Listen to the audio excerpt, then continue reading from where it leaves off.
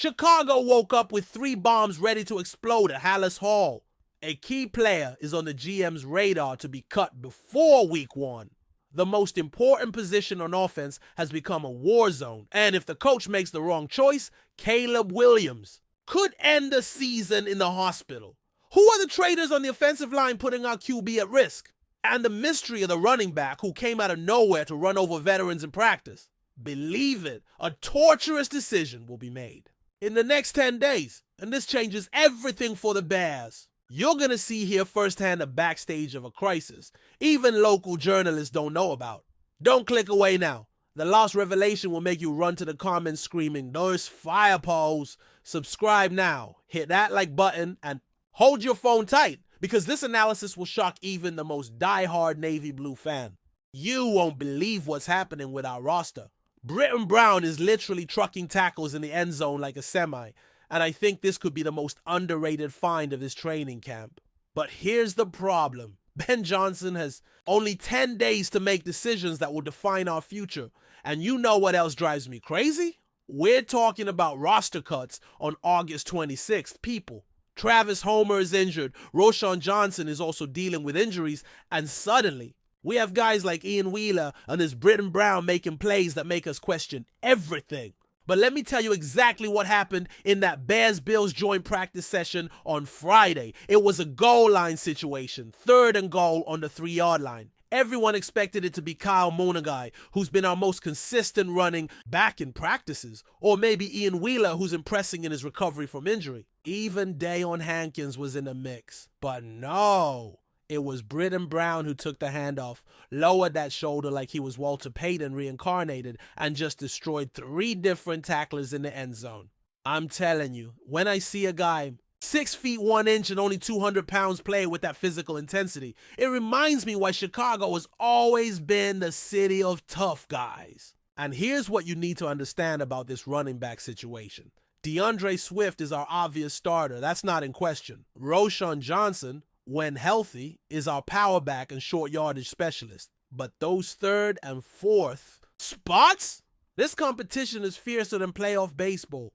Kyle Monagai has shown consistency and vision in all practices. He understands Ben Johnson's system, doesn't make dumb mistakes, and has that north-south runner mentality that the Bears have always valued. But Ian Wheeler, this guy is running with a chip on his shoulder after the ACL injury. You know how it is. A player coming back from an ACL injury usually has 2 choices. Either they play scared and are never the same, or they come back with a vengeance. Wheeler clearly chose the second option. And now we have Britton Brown making plays that no one expected. The problem is that Travis Homer means so much to Richard Hightower's special teams. Homer is not just a running back. He's a missile on kickoff returns. He can play on punt coverage. He understands all aspects of special teams that are crucial to winning games in the NFL. So here's Ben Johnson's real dilemma.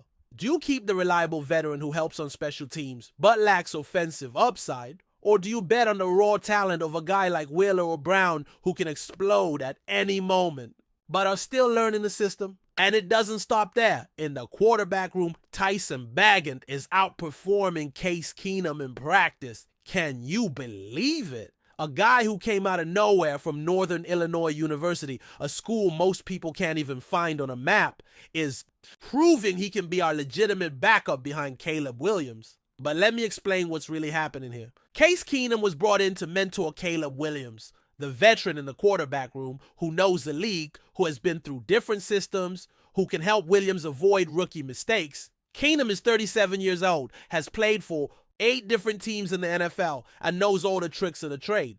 Bagent, on the other hand, is 25, hungry as a wolf, and has that confidence of a guy who has already proven he belongs in the NFL when no one thought he had enough.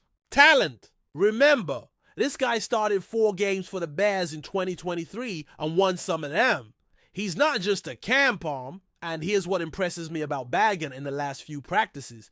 He's making the throws Keenum is making, but with more speed on the ball, more arm strength, and less hesitation. It's like he spent the whole winter studying film and working on his mechanics. But here's what really worries me. Our wide receivers. Devin Duvernay needs to step up now, or he'll lose his spot to Jade Walker or even JP Richardson. And I think this competition will be decisive for our offensive depth. Let's break down this situation step by step. DJ Moore is our WR1, no doubt. Rome Odunze was our first draft pick and is already showing why he was picked so early. Crisp, route running, reliable hands, sky-high football IQ. Luther Burden III, our second pick, brings that explosiveness after the catch that can turn a 5-yard slant into a 60-yard touchdown. Olamide Zaccheaus has proven consistent in practice and no system similar to Ben Johnson's. But that fifth receiver spot, this battle is wilder than Black Friday in the mall. Devin Duvernay came in with credentials. He was a Pro Bowl return specialist with Baltimore, has playoff experience, knows what it means to play in pressure moments. But in recent practices, he's been quiet. Too quiet for a guy who should be fighting for his life. Meanwhile, Jade Walker is making those kinds of catches that make coaches stop and take notice. He had a preseason game against Miami where he simply dominated in clutch situations. And here's the kicker, Walker isn't just a receiver, he played defense in college. This means he understands angles, he understands contact, and he can be a weapon on special teams. JP Richardson is another name surfacing. This guy has hands that stick to the ball and isn't afraid to make those tough catches in the middle of the field. Miles Boykin brings size and blocking ability that Ben Johnson values. Samurai Tour and Morris Alexander have shown flashes in practice. And here's the brutal reality. Ben Johnson probably will keep only 5 or maybe 6 receivers on the final roster. With Moore, Odunze, Burden, and Zaccheaus already established, we're talking about 1 or 2 spots for 6 or 7 guys who deserve to be in the NFL. The offensive line situation is also interesting. Drew Dalman at center, Jonah Jackson, and Joe Thuney at guards, Darnell Wright at right tackle. Those spots are set. But we have depth concerns at all positions. Ryan Bates can play center and guard. Luke Newman has shown versatility. Kieran Amegaji, our third pick of 2024, should be more developed than he is. But injuries delayed his progress. And here's the thing, you can't cut a 3rd-round pick from last year and expect him to clear waivers. Someone will claim this guy just for the potential.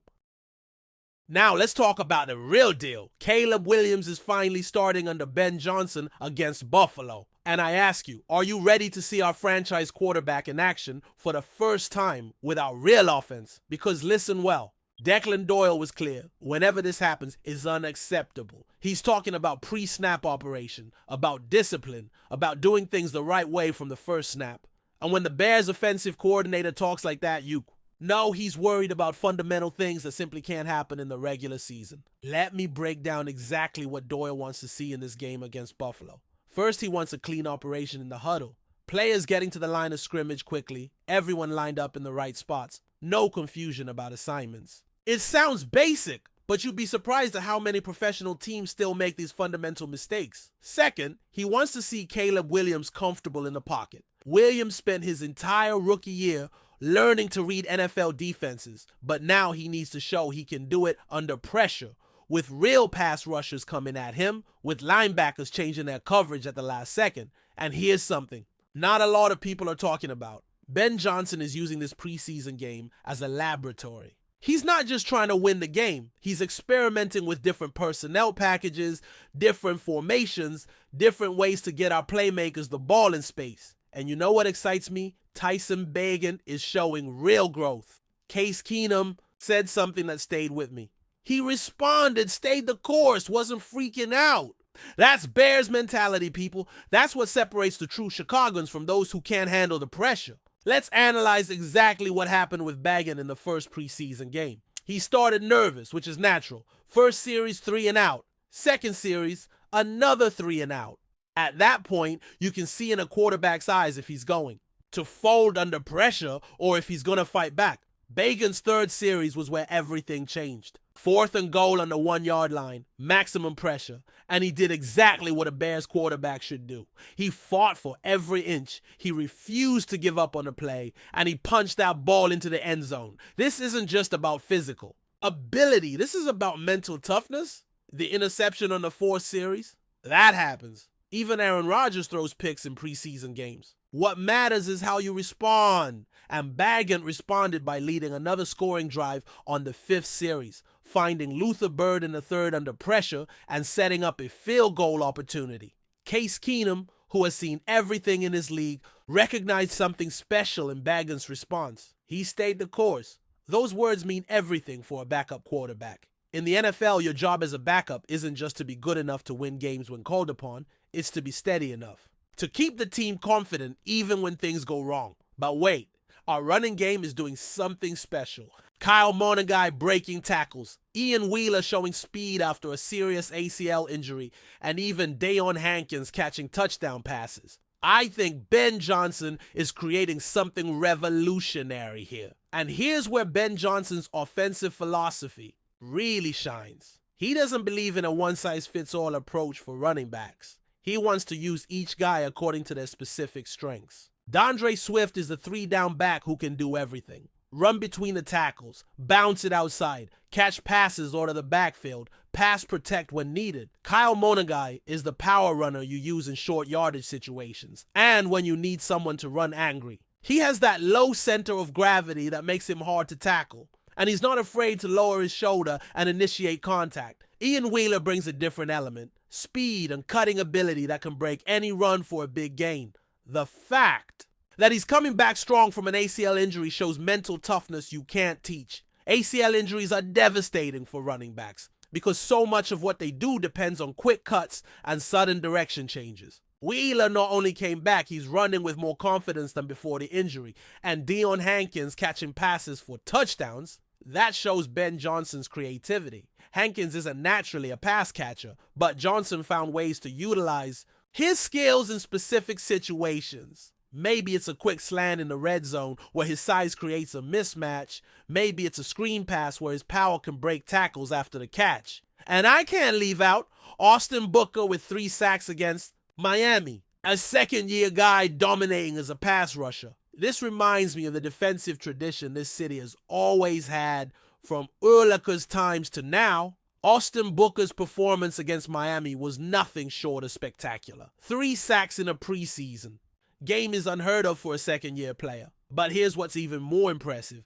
Each of those sacks came from different moves, different techniques, showing that he's developing a complete pass rush arsenal. The first sack was a pure speed rush around the edge. Booker used his first step quickness to get the corner on the offensive tackle, and then used his bend to get under the tackle's hands and wrap up the quarterback. Textbook edge rushing technique. The second sack showed his power.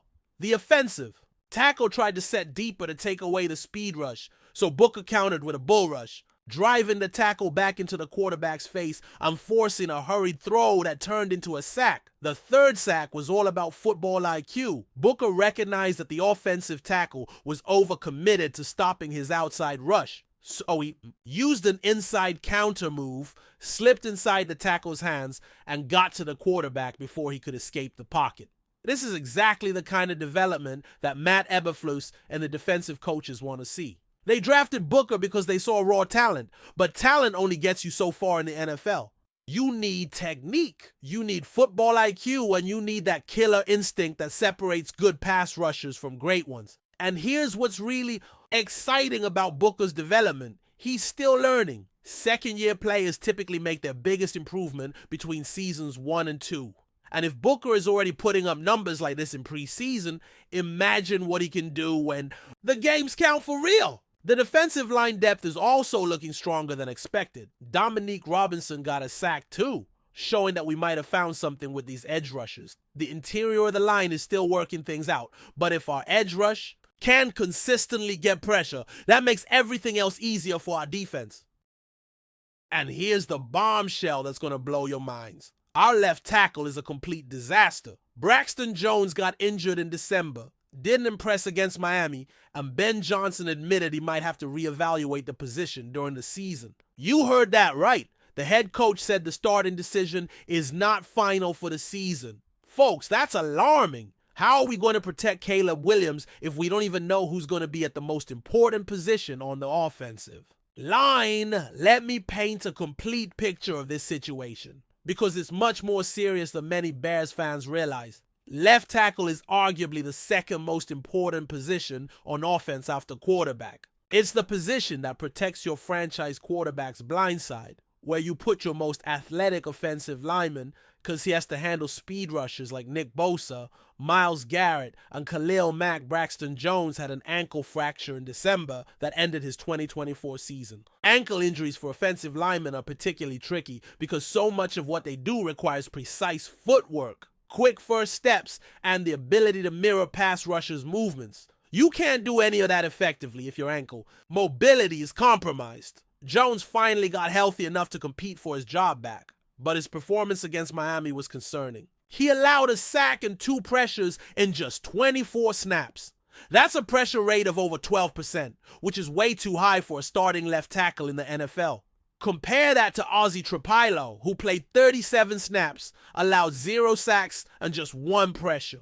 That's a pressure rate of less than 3%. But here's the problem. Trapilo was drafted as a right tackle. He played right tackle at Boston College. Moving from right to left tackle is not just about switching sides. It's about completely changing your technique, your footwork, your approach to pass protection. Theo Benedette is a great story. A Canadian player who worked his way up from obscurity, showing great technique and work ethic in training camp. But let's be realistic. If he's your starting left tackle against Minnesota's pass rush in week 1, that's a massive concern for protecting Caleb Williams. And I'll tell you this, after everything Ryan Poles invested in Williams, in the offense, in Ben Johnson, how is it possible that left tackle was ignored? This is the position that protects your franchise quarterback's blind side. Think about all the moves Ryan Poles made this offseason. He hired Ben Johnson, one of the most sought-after offensive coordinators in the NFL. He drafted Romo Dunze and Luther Burden III with the first 2 picks. He signed Jonah Jackson and Joe Thuney to upgrade the interior of the offensive line.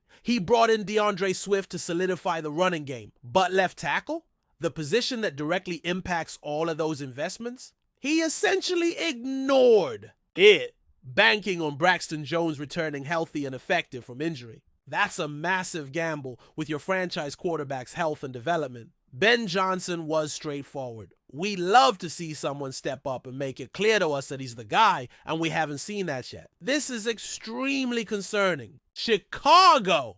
We're talking about protecting our future, our quarterback who cost us a first overall pick. Johnson also said something even more concerning. It may be one of those things where when we make this decision, it's not final for the season. We might have to reevaluate after a few weeks into the season. I ask you, what kind of confidence does that give Caleb Williams? How can you settle into a rhythm as a quarterback if you don't know who's going to be protecting your blind side from week to week? How can you build chemistry and trust with your offensive line if positions are constantly changing? And here's the scary part. The Minnesota Vikings have a legitimate pass rush. Brian Flores knows how to design pressure packages. Jonathan Greenard and Marcus Davenport can both rush the passer. If our left tackle situation is unsettled going into week 1, Williams could be in for a very rough day. Kieran Amegaji, our 3rd-round pick from 2024, should be more developed than he is right now. But injuries delayed his development, and now he's running with a 3rd-team offense. You simply can't cut a 3rd-round pick from last year and expect him to clear waivers. Someone would claim him just based on potential alone. The broader implication here is that maybe Ryan Poles and the Bears front office miscalculated their roster construction. They focused so much on getting playmakers and upgrading certain positions that they overlooked a fundamental need, protecting their franchise quarterback. And here's another angle that not many people are talking about. If your left tackle situation is unstable that affects your entire offensive game plan, Ben Johnson can't call certain plays, can't utilize certain formations, can't put Williams in positions to succeed if he's constantly worried about pressure coming from his blind side. Running plays that require the quarterback to turn his back to the defense become more dangerous. Play action passes that require Williams to sell a fake become riskier. Deep passing concepts that need time to develop become less viable. Essentially, you're limiting your offensive coordinator's playbook because you can't trust a key position. This is exactly the kind of situation that can derail a young quarterback's development. Williams had a solid rookie season, but year 2 is often where quarterbacks make their biggest jump. or where they start to develop bad habits because they're constantly under pressure. So tell me in the comments, do you think Britton Brown deserves a spot on the 53-man roster? Can Tyson Bagent really be our reliable backup? And more importantly, how is Ben Johnson going to solve this chaotic left tackle situation? Before week 1? But I want to go beyond these basic questions because this situation is much more complex than just individual player evaluations. We're talking about foundational decisions that will determine whether this Bears team can compete for a playoff spot or if we're looking at another rebuilding year. The Britton Brown situation represents something bigger. It shows that talent can emerge from anywhere in the NFL, but it also shows that teams have to make brutal decisions about players who might deserve opportunities. Brown might be the better pure runner than Travis Homer, but Homer's special teams value might outweigh Brown's upside. How do you make that decision? How do you look a player in the eye and tell them that despite their performance, there's no room for them? The Tyson Bagent development is crucial for another reason. Backup quarterback play often determines whether teams make playoffs or miss them. Remember when Nick Foles led Philadelphia to a Super Bowl? When Jimmy Garoppolo kept New England competitive when Brady was suspended? Bagent might never be a starting quarterback in this league, but if he can be a reliable backup who doesn't lose games when called upon, that could be the difference between 9-8 and missing the playoffs versus 10-7 and getting a wild card spot. But that left tackle situation, that's potentially franchise altering. Poor left tackle play doesn't just affect one game. It affects a quarterback's entire development, his confidence, his willingness to stand in the pocket and make difficult throws. We've seen promising young quarterbacks destroyed because they spent their early years running for their lives instead of learning to read defenses and develop timing with receivers. Here's what I want you to think about. If Ben Johnson truly believes that this left tackle competition might continue into the regular season, what does that say about the Bears' championship aspirations for 2025? Can you realistically expect to compete with teams like Detroit, Green Bay, and Minnesota if you have uncertainty at such a critical position? And here's another aspect that Bears fans need to consider. This might be a make or break year for several key figures in the organization. Ryan Poles is in his 4th year as GM. Ben Johnson is in his 1st year as head coach. Caleb Williams is entering his 2nd year with expectations to take a significant step forward.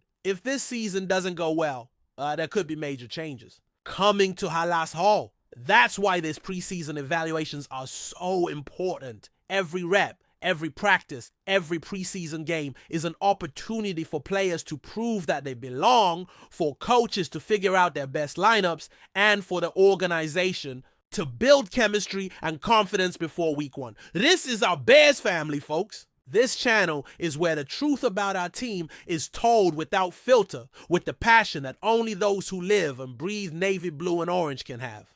If you want to always be in the know of everything happening with our Bears, subscribe to this channel right now. Because I promise you this, tomorrow we're going to have more explosive news, more analysis that you won't find anywhere else, more insider information that will help you understand exactly what's happening with this team. This community is our strength. It's our family united by the love for the Chicago Bears. And let me be clear about something. I don't sugarcoat things for this fan base. When things are going well, we celebrate. When there are problems, we address them head on. That's what real Bears fans do. We don't pretend everything is perfect when it's not. But we also don't give up on our team when they face challenges. The next few weeks are going to be crucial in determining what kind of season we're going to have. Training camp battles, preseason game performances, roster construction decisions. All of these things matter more than casual fans realize. Each choice Ben Johnson and Ryan Poles make now will ripple through the entire 17-game season. Hit like on this video if you agree that our left tackle situation is concerning. Subscribe if you believe Caleb Williams will shine even with these problems. And hit the bell so you don't miss any exclusive analysis. And make sure you're engaging in the comments because that's where the real discussion happens. That's where we debate these tough decisions, where we share different perspectives, where we support each other through the ups and downs of being a Bears fan. From Bears Nation, this is Miguel Morales. And I'll see you in the next video with more hot news from Chicago. Bear down and remember, we're not just fans, we're family. and family sticks together through everything. Bear down forever.